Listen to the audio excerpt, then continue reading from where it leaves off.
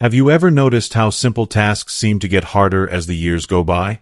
Maybe you find yourself struggling to open a jar, or your balance feels a bit off when you stand up.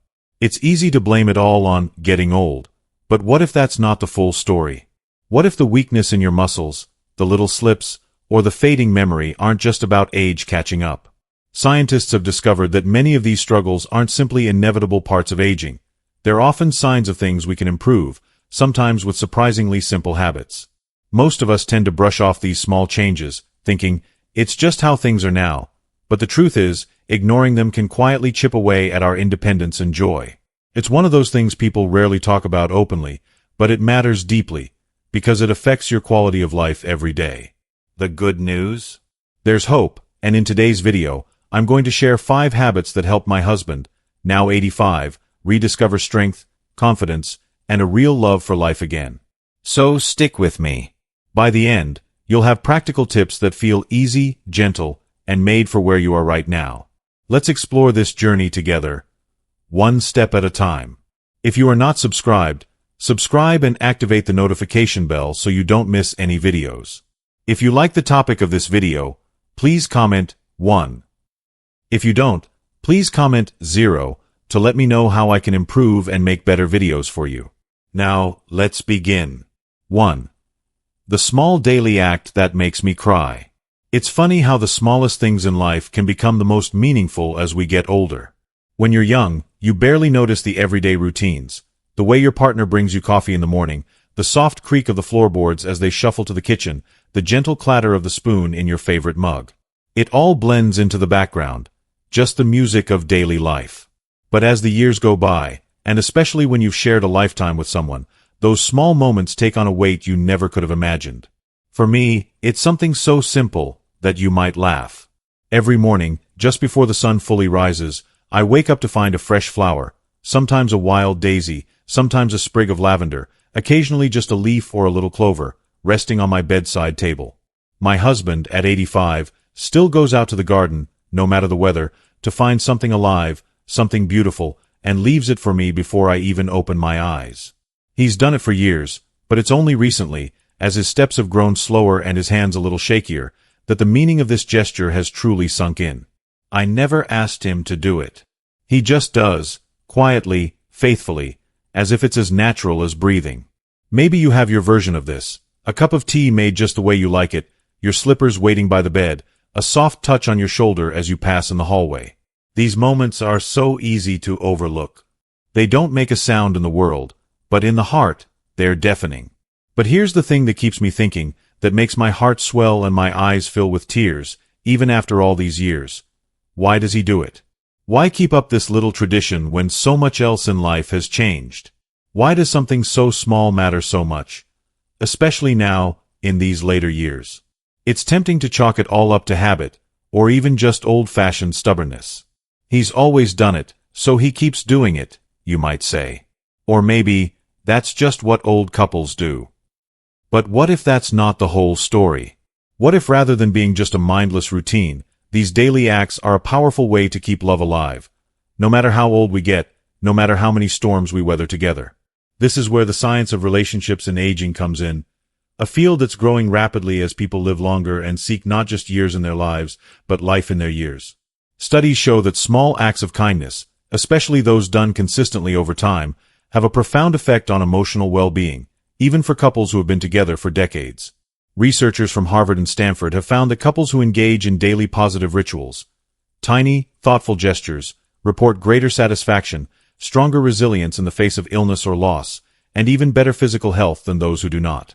It turns out that the brain doesn't stop craving connection or tenderness just because the hair has turned gray or the bones have grown brittle. On the contrary, the need for reassurance and affection becomes even more precious. And these small rituals, like picking a flower, making the morning coffee, or holding hands on an afternoon walk, act as little anchors, holding you steady when the seas of aging feel rough and unpredictable. For years, I didn't think much of it. My husband's daily flower seemed sweet, but almost ordinary, just another part of our routine. But then came the day when I realized how much it mattered. He had a fall one winter and slipped on the back steps while looking for a bit of holly to bring inside. He ended up with a sprained wrist and some nasty bruises. I scolded him, worried and upset, and told him he didn't need to risk himself for such a small thing. But the next morning, there it was, a single winterberry, laid gently by my pillow. He must have picked it up the evening before, thinking ahead. I sat on the edge of the bed and cried, not just because I was grateful, but because I finally understood. This wasn't just a habit. It was a message. It was his way of saying, I'm still here.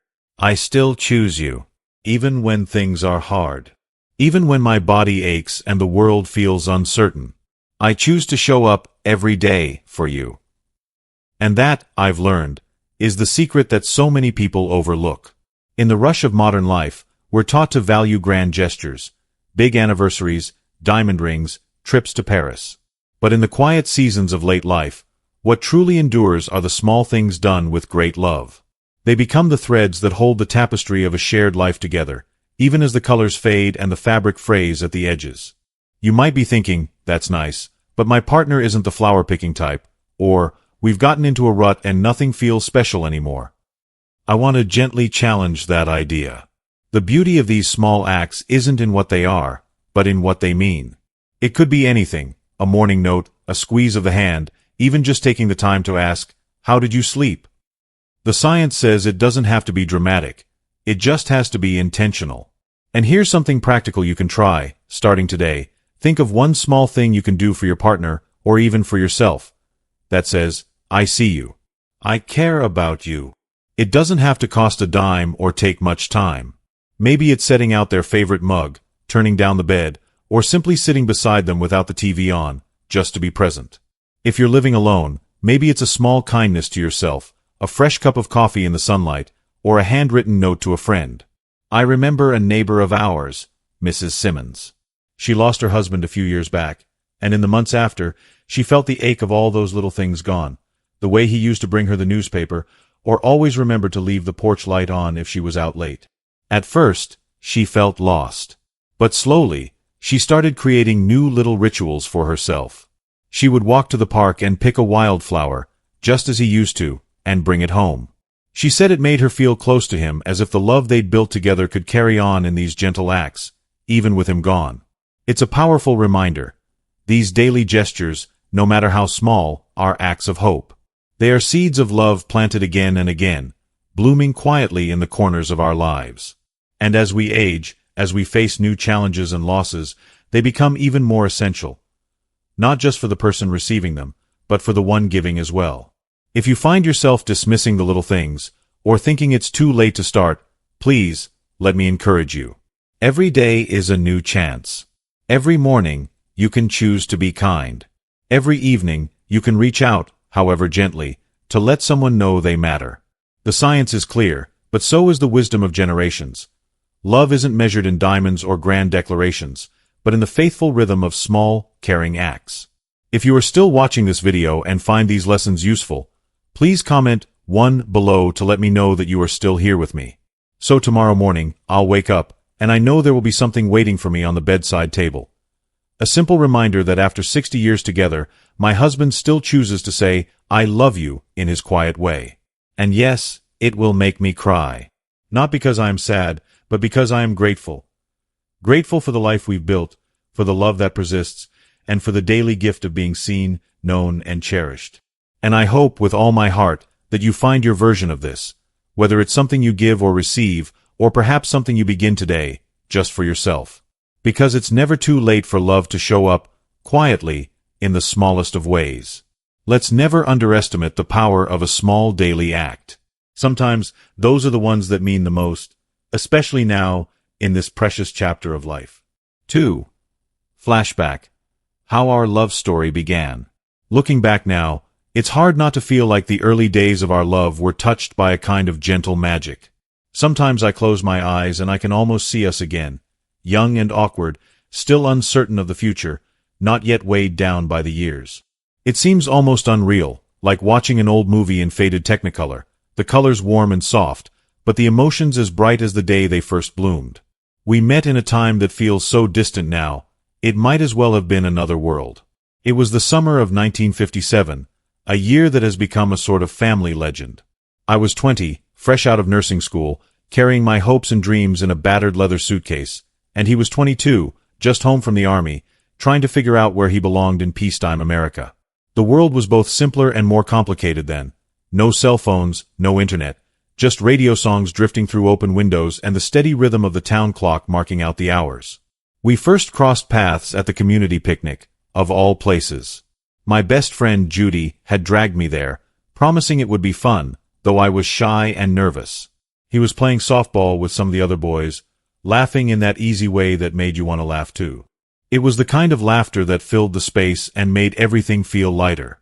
Later, as dusk settled and the fireflies came out, we found ourselves sitting side by side on a splintered wooden bench, sharing lemonade from a sweating glass. He told me about his plans. Maybe college, maybe working for his uncle's hardware store, maybe just seeing where life took him.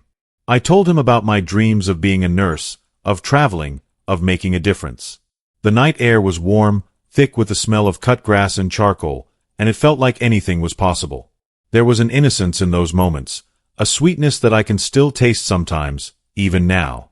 I didn't know then, sitting there, that he would one day become the center of my world. But there was a comfort in his presence, a sense of being understood even in silence. Our courtship was not the whirlwind you read about in novels. It was steady, patient, built on small acts of kindness, shared jokes, and long walks down country roads. We wrote letters when we were apart, even though we lived just across town. His handwriting was messy, often smudged, but every letter ended the same way, thinking of you. Yours, always. I kept every single one in a box tied with a blue ribbon. I still have that box. We didn't have much money, but we didn't care. A night out was a drive-in movie and a shared milkshake. Sometimes, on weekends, we'd walk to the park and listen to the marching band play, or just sit by the pond and watch the ducks. Life was simple, and our love grew quietly, the way seeds sprout beneath the soil, unseen, but always reaching for the sun. We married in June of 1959 in the little white church at the end of Main Street. It was a small ceremony, just family and a few friends. I wore my mother's dress, altered at the last minute when Aunt Clara said it was bad luck to wear it as is. He borrowed his cousin's suit. The pews were filled with neighbors who'd watched us grow up. Afterward, we had cake and punch in the church basement and danced to a scratchy old record player. We didn't have a honeymoon, there wasn't the money for it then, but we didn't need one. We had each other, and that felt like more than enough. In those early years, we made a home out of nothing much at all. Our first apartment was a cramped one-bedroom over a laundromat. The windows rattled when trucks passed, and we had to jiggle the handle on the stove just right to get it to work. But it was ours. We painted the walls a cheerful yellow, found mismatched furniture at yard sales, and learned how to live together, really live together, in all the ways that matter. Who gets the bathroom first in the morning, who forgets to take out the trash, who comforts the other when the day has been hard. It wasn't always easy. There were tight weeks when the paycheck barely covered groceries. There were disagreements, about money, about family, about how many stray cats were too many to rescue. But there was also laughter, forgiveness, and a sense of being on the same team, no matter what. Children came one after the other, 3 in all. Each arrival changed us, stretching the fabric of our marriage, sometimes to the breaking point, but always holding. There were sleepless nights and scraped knees, birthday parties and school plays.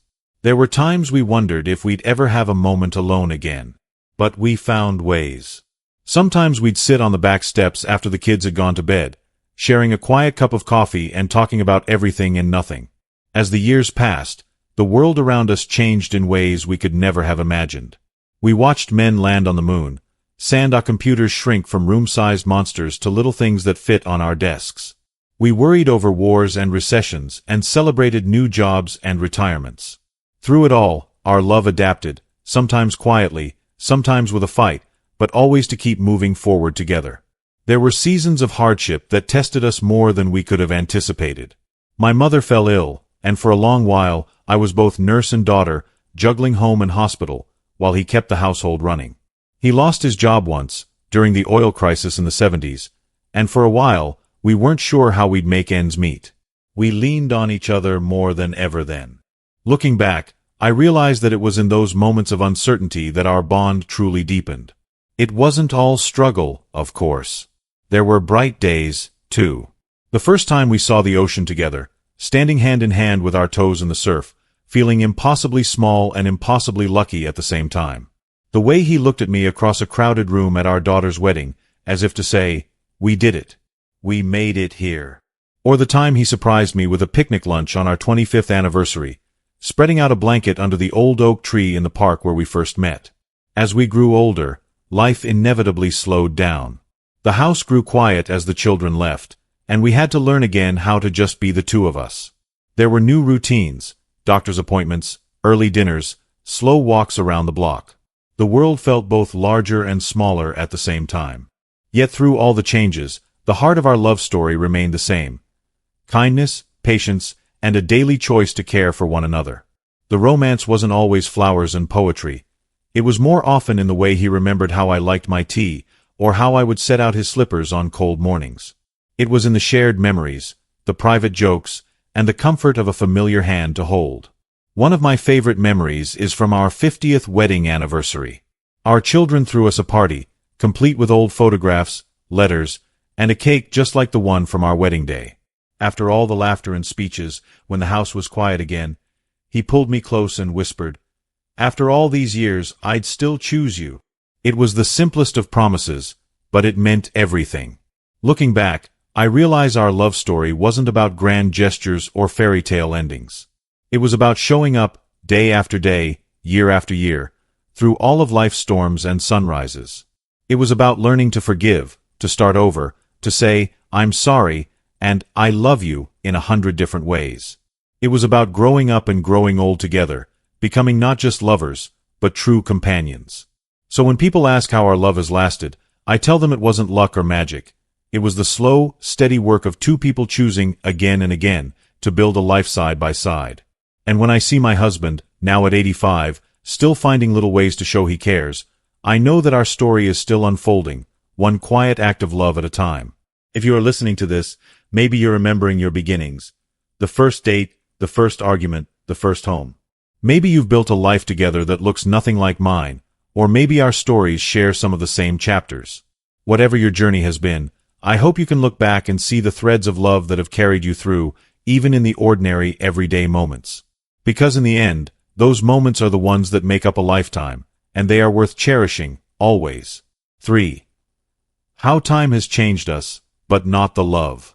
Time has a way of leaving its gentle, unmistakable marks on our lives. Sometimes I think of it like the slow winding of ivy along the walls of an old house, unhurried, persistent, quietly changing the shape of everything it touches. When I look at my husband and myself today, I see traces of the people we once were, but also so much that's new. Our hair is whiter, our faces mapped with the soft etchings of laughter, worry, and wisdom. The world spins on, but inside our little home, it's like time moves in its peculiar rhythm, a dance of memory and presence, change and continuity. The first changes were so subtle, they barely registered. I remember the year my knees began to ache when climbing the stairs, and how he started to squint more when reading the morning paper. There were moments of forgetfulness, a misplaced wallet here, a forgotten birthday card there. We laughed them off at first, making light of the growing list of things that seemed to slip through our fingers. "It's just age," we'd say as if the words could make it less daunting. But as the years slipped by, the changes became harder to ignore. There were days when I'd find him standing in the middle of the living room, looking for his glasses, only to realize they were perched right on his head. He started taking more naps in his favorite chair, lulled to sleep by the hum of the old radio. My energy waned, and there were stretches of days when I found it hard to muster the same spark I once had for household projects or social outings. Illness crept in, too, slowly, quietly. He developed high blood pressure and began taking a handful of pills each morning. I worried about my cholesterol, learning to eat more salads and less pie. Doctor's appointments filled our calendars, and the waiting rooms at the clinic became strangely familiar places. We joked that the staff ought to give us our own reserved seats. Yet with each new limitation, we discovered new ways to care for one another. I started reading the mail aloud to him when his eyesight got worse, savoring the sound of his chuckle at old friends' postcards.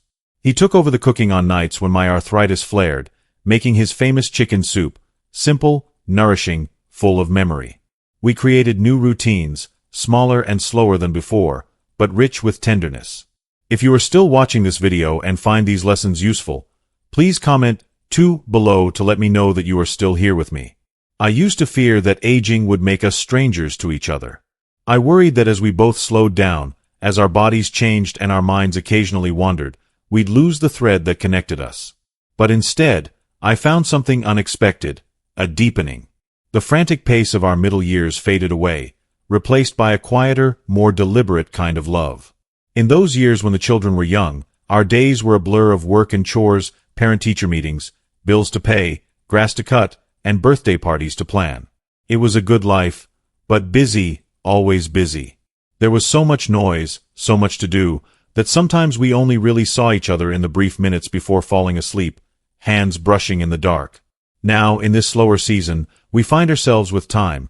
Time to notice the birds at the feeder, the changing light through the kitchen window, the slow blooming of the rose bush he planted years ago. Time to talk about the silly things and the serious things, and sometimes to sit together in companionable silence. There is a richness in these moments I couldn't have imagined when we were younger, always racing toward the next thing. Our conversations have changed, too. We reminisce more, piecing together the patchwork of our shared history. The way he proposed, nervous and earnest, in the rain, the sound of our children's laughter echoing down the hallway on Christmas morning, the day we finally paid off the house, hugging each other in the kitchen, proud and a little bit stunned. But we also talk about today, about what we'll make for dinner, whether to call our daughter in Oregon, and what we saw on the news. The future feels different now, softer around the edges, but not empty. There is still so much to share. Of course, there are hard days. There are moments when fear seeps in. Fear of illness, of loss, of not being able to care for each other as we once did. There have been trips to the hospital, anxious nights spent listening to each other breathe. I sometimes lie awake, watching the moonlight on his face, grateful for one more night together and worried about how many we have left. But in the face of these fears, I am always brought back to the small acts that define our days. The way he pours my coffee in the morning, setting it on the table just the way I like. The way I tuck the blanket around his shoulders when he naps. The way we look at old photo albums, laughing at the hairstyles and remembering friends we haven't seen in years. These are the gestures that say, I'm still here. We're still us. Aging has changed our bodies, but it hasn't dulled our love. If anything, it has made it more tender, more aware of the preciousness of each day. We have grown more patient and more forgiving of each other and ourselves. The little annoyances that once seemed so important have faded away, replaced by gratitude for the chance to still share this life. Sometimes, when I see couples just starting, I want to tell them this: love isn't static. It will change with you if you let it. It will bend and stretch, grow deeper, softer, sometimes quieter, sometimes fierce. You may not always recognize the person you married. In fact, you may not always recognize yourself. But if you keep showing up and keep holding hands through all the seasons, you'll find new ways to fall in love again and again. I remember a night not so long ago, during a heavy storm. The power went out, and we lit candles, just like we used to when the kids were small. We sat in the glow, the house quiet except for the rain on the windows. He reached for my hand and said, "Remember when we used to dream about growing old together? Well, here we are." We both laughed, a little teary, knowing how lucky we were to have made it this far. It's not always easy. There are frustrations, the aches and pains, the forgetfulness, the stubbornness that sometimes flares up when we're both feeling vulnerable. There are moments when we get impatient or worried or just plain tired. But there is also a well of understanding between us, one built over decades of shared experience. I find myself noticing the beauty in things I might once have overlooked: the sound of his voice humming in the kitchen, the familiar shuffle of his footsteps, and the feeling of his arm around my shoulders as we walk slowly down the sidewalk. I have learned to cherish these things, and to count them as blessings. And so, even as time has changed us, softened our edges, slowed our pace, it hasn't diminished what matters most. In some ways, I think it has made it clearer, stripped away all but the essentials. The comfort of a hand to hold, the reassurance of being seen and loved just as you are, wrinkles and all. There is a quiet dignity in aging together, a sense of having traveled a long road, with all its twists and turns, and arriving side by side. We have learned to find joy in the ordinary. Sunny mornings, hot soup, the warmth of a shared bed. We have learned to apologize quickly, to forgive easily, to say thank you for the smallest kindness. Most of all, we have learned that love is not something you have, but something you do day after day. It is 1,000 small acts: brewing the tea, folding the laundry, remembering to say goodnight. It is choosing over and over to show up for each other, even when it's hard. When I look at us now, I see more than just two people growing old. I see a lifetime of choices, a partnership built on patience, laughter, and the willingness to keep going. The young couple from 1957 is still in there somewhere, changed by time but still holding hands, still in love.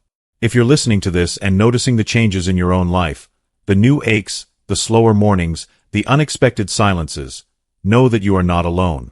Aging brings its challenges, but it can also bring a deeper, richer love, if you let it. Embrace the changes, find the beauty in them, and keep reaching for each other every single day. Because no matter how time changes us, love can remain steadfast, gentle, and true. 4. What this gesture truly means to me. When I think about that small daily act, my husband bringing me a flower from the garden each morning, it might seem like a simple gesture on the surface. But to me, it holds a world of meaning, layers of love and history folded into that quiet moment before the day truly begins. It's a language without words, spoken most softly, yet heard loud and clear in my heart. At this point in our lives, when so many things have changed and so much has been lost or altered by time, that flower feels like a promise. It's a reminder that, despite the wrinkles, the aches, and the fading strength, we still see each other. Not just as partners, but as individuals who matter deeply to one another. It's a daily affirmation that I am not invisible, that my presence, my being, still matters to him. You see, love in later years isn't always about grand gestures or romantic surprises. It's often found in the steady, faithful acts repeated day after day, in the little rituals that say, "I'm here for you, I remember you, and I cherish you." That flower isn't just a bit of color on the bedside table. It's his way of saying all those things, without needing to say a word. I've come to understand that this gesture is also an expression of his strength and devotion. At 85, his body isn't as strong or steady as it once was. Gardening requires patience and effort, and each day brings new challenges. Yet he makes the effort, even on days when he's tired or in pain. To me, that shows an incredible depth of commitment. The kind of love that chooses to show up, no matter what. There's a beautiful humility in that. He doesn't do it for praise or recognition. He doesn't expect anything in return. He simply does it because it matters to him. After all, it matters to us. And that makes me feel cherished in a way that no grand gesture ever could.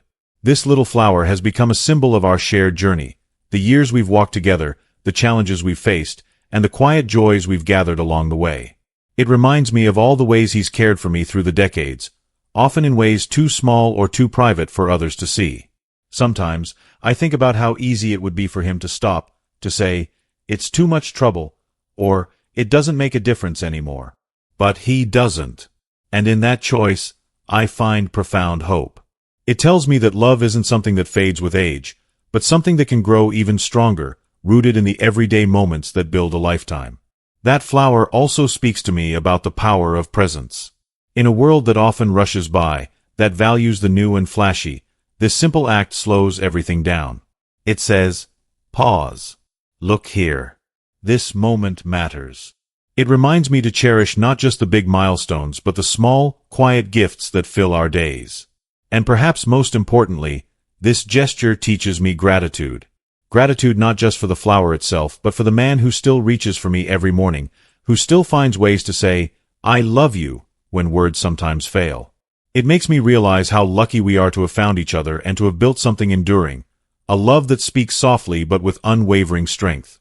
In a way, that flower is a love letter without ink, a poem without words, a song without music. It's the language of a lifetime of shared memories, care, and devotion distilled into a single, beautiful moment. And every time I see it, I feel seen. I feel loved. I feel home. For anyone watching this, especially those who might feel that the magic has faded or that love has grown quiet, I want you to know that love doesn't have to shout to be heard.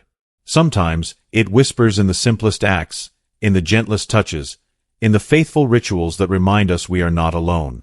That flower on my bedside table is my daily reminder that love endures, and that sometimes it's the smallest gestures that carry the greatest meaning. 5. The lesson and message for us all. If there's one thing I hope you take away from our story, it's this: love, at its deepest and most lasting, is found in the simple, steady acts of kindness and attention that we choose to offer each other every day. It's not about grand declarations or perfect moments. It's about showing up again and again, with an open heart and a willing hand. In the whirlwind of life, especially as we grow older, it's easy to overlook the power of those small gestures. We might think that after decades together, the little things don't matter anymore. But in truth, they are the very threads that weave the fabric of a life shared. It's the quiet rituals, the morning flower, the hand held a little longer, the gentle question about how the day is going, that keep love alive and growing, even when our bodies slow and our memories fade. Our story teaches me that love isn't something fixed or fleeting. It's a living, breathing commitment. It evolves as we do, adapting to new challenges, new seasons, and new needs. It's about patience when words fail, forgiveness when we fall short, and gratitude for the chance to keep choosing each other. To anyone watching who may feel that love has become quiet or that the days are just routine, remember, there is great strength and beauty in that quietness. It means you have built a foundation strong enough to hold through the storms. It means you have a partner who still cares in the smallest, most meaningful ways. If you're inspired to nurture your relationships, whether with a spouse, a family member, or even yourself, I encourage you to start small. Find your daily act of kindness, something simple that says, "I see you. You matter." It might surprise you how deeply these moments can touch the heart, bringing light and connection when you least expect it. If you are still watching this video and find these lessons useful, please comment 3 below to let me know that you are still here with me. At the end of the day, we all want to be seen, to be loved, and to know that we matter. Love doesn't have to be loud or dramatic to be real. Sometimes, it's the quiet, faithful gestures, those small daily acts, that mean the most. They are the true markers of a life well lived. So let this be our shared message. Cherish the little things. Keep showing up. Keep loving, gently and fully. Because that's how we build a love that lasts, not just a lifetime, but beyond. And if you ever doubt the power of a single flower on a bedside table, or a quiet touch, or a smile shared after all these years, remember, those are the moments that carry the weight of 1,000 words. They are the legacy of love. Thank you for listening to our story. May you find and give that kind of love in your own life every day. As we come to the end of the story, I want to take a moment to reflect on what truly matters, the quiet, daily choices we make to love and care for one another. My husband's simple act of bringing me a flower each morning isn't just a habit. It's a symbol of a lifelong commitment that has grown deeper with time. It reminds me, and I hope it reminds you, that love doesn't have to be loud or grand to be powerful. Often, it's the small, faithful gestures that carry the greatest meaning. Growing old together isn't always easy. Our bodies change, our memories fade, and life throws challenges our way. But if we hold on to those small acts of kindness, those moments of connection, we can keep love alive through every season. Whether it's a smile, a touch, a kind word, or yes, even a simple flower, these are the threads that hold us together. So today, I encourage you to find your little ways to show love. Maybe it's reaching out to an old friend, helping your spouse with a task, or simply pausing to listen. It doesn't have to be perfect or complicated. It just has to be genuine. Because it's these everyday moments that build a lifetime of love and meaning. Thank you for sharing this journey with me. If this story touched your heart, please leave a comment below and share one small act of love that means the most to you. And don't forget to like, share, and subscribe. Let's keep spreading kindness and connection together. Remember, it's never too late to love deeply and live fully. Here's to cherishing every moment, every day.